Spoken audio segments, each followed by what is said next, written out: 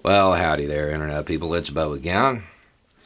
So, today we're going to talk about Mr. Trump's latest little missive, his last little statement. It got a lot of laughs, and it is funny at first reading. But if you read it again and again, and you realize that the word Republicans means two different things at two different points in this message, it's not so funny anymore.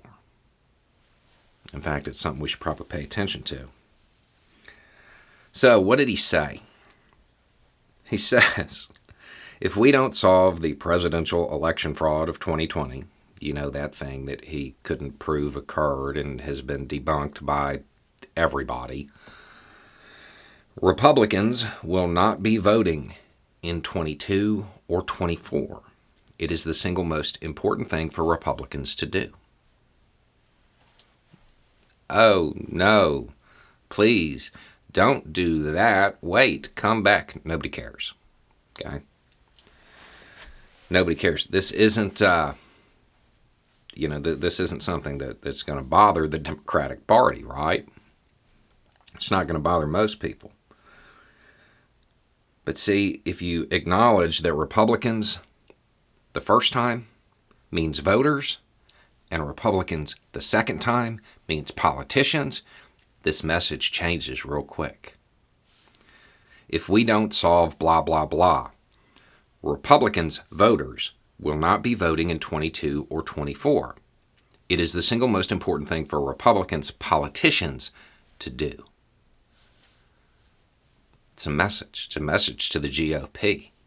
Back my lies, or I'm going to tell my followers not to vote, and that's going to hurt you. That's how I read it. The thing is, we can't discount this. The GOP, the people in the GOP, they are not known for having strong backbones. They very well might cave and do what Trump wants, which is to keep his lies alive, to relitigate 2020. Now, politically, I don't see how that could actually hurt Democrats. I really don't. Most Americans are not buying what Trump is selling. They really aren't. So, the more members of the GOP who jump on this train, the more lose out when the train runs off the track at election time. Because I have a feeling it will not play well with the average voter because they know there's no evidence. Think about it. If you're somebody who believes dear leader, you believe the former president, you believe his claims, where is the actual evidence after all this time? I know where it is. It's in Canada with my girlfriend. You wouldn't know her. We met at band camp. It's sitting right next to the evidence about that Southwest strike. You know, the evidence they promised you a few days ago that they never produced. It doesn't exist. It's made up. It's fiction. He's lying. And right now, it certainly appears to me that he's trying to convince the Republican Party as a whole to back his lies, to continue to say this over and over again in hopes that you believe it, in hopes that you continue to believe it. It's not true. There's no evidence. It doesn't exist. Even the crews that he sent out, that he had so much faith in, they couldn't find it because it didn't happen.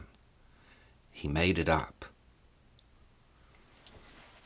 He's trying to manipulate the Republican Party, the politicians, the same way he manipulated his base for all those years. Now, again, I don't see how this could really be a negative. If Republicans go for it and they start backing this and they start to relitigate 2020, I think it'll damage them. I don't think they'll benefit from it at all. And if they don't, and Trump follows through and tells his followers not to vote, no big loss there either, I guess. The thing is, I don't like underestimating him, because I do believe that he is a negative force for stability in this country. I think that he can still cause a lot of damage.